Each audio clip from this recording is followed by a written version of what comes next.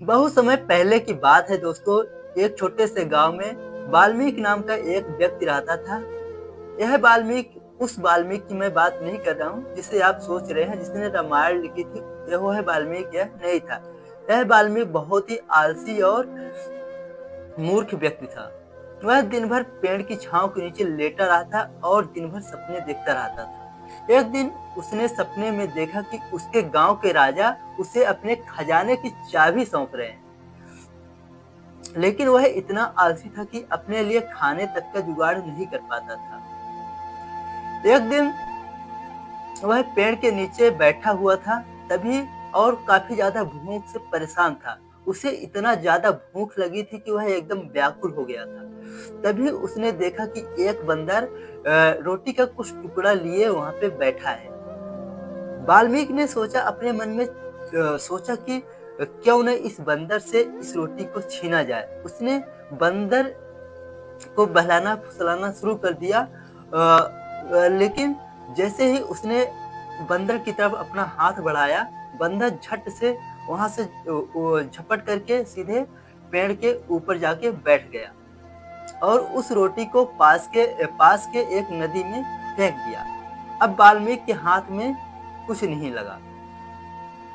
एक दिन गांव में उस गांव में, जिस गांव में महर्षि वाल्मीकि रहता था, उस गांव के राजा ने एक घोषणा करवाई कि जो सबसे अजीब और मजेदार जवाब देगा उसे हम इनाम देंगे। महर्षि वाल्मीकि ने सोचा कि यह एक अच्छा मौका है, क्या न हम जाकर के राजा के दरबार में इस मौके का फायदा उठाए। वाल्मीकि सुबह होते ही राजा के दरबार में गया और बोला, राजन, अगर मूर्खता का इनाम हो तो क्या वह भी सबसे मूर्ख व्यक्ति को ही मिलेगा? तो इस पर राजा ने हंस कर बोले, हाँ बिल्कुल। तो वाल्मीकि ने बोला कि तो फिर इनाम मुझे ही दीजिए, क्योंकि सबसे बड़ा मूर्ख मैं हूँ जो यह सोचकर आया कि मुझे इनाम मिलेगा। राजा ने उसकी चालाकी समझ करके कुछ सोने के सिक्के दे दिए। उस सोने के सिक्कों को लेकर के वाल्मीकि जो है तो अपने शहर के एक बाजार में जाने लगा।